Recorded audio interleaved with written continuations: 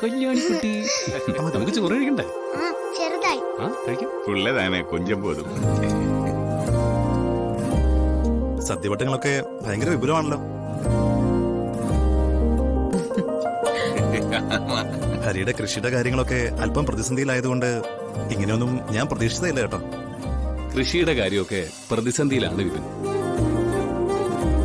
പക്ഷേ ഈ ഓണം കെങ്കേമമായിട്ട് ആഘോഷിക്കണമെന്ന് ഞങ്ങൾ എല്ലാരും കൂടി എടുത്തൊരു തീരുമാനം. പ്രശ്നങ്ങളൊക്കെ നമുക്ക് വരില്ലേ വിപിൻ? അത് മറികടക്കാവുന്ന നമ്മൾ എല്ലാവരും കൂടി അങ്ങ് തീരുമാനിച്ചാൽ എളുപ്പമല്ലേ? സുജാതെ, ഇവിടെ ഇപ്പോ രഘുവിന്റെ ഒരു കുറവും കൂടെ ഉണ്ട്. എന്ത് ചെയ്യാനാ രാമകൃഷ്ണേട്ടാ?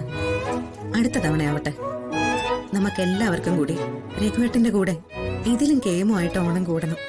അതെ, ഇനി വിളമ്പിയതൊക്കെ മതി, എല്ലാവർക്കും കൂടെ കഴിക്കാം. വാ ഇരിക്കേ. വീണേ, അമ്മാവിന്റെ അടുത്തേക്ക് ഇരുന്നു. കഴിക്കാം.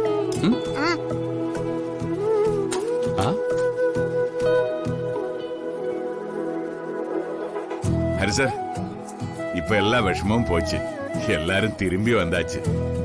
ഇതുതാൻ ശരിയാന ഓണം ഇല്ല?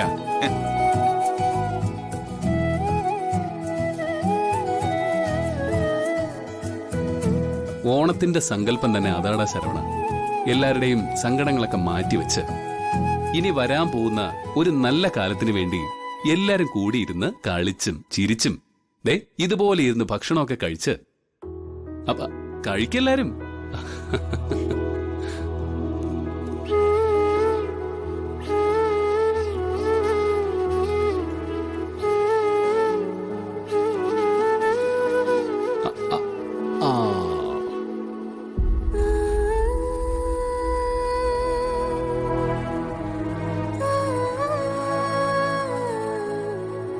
മോളെ, നീ കഴിക്കുന്നില്ലേ?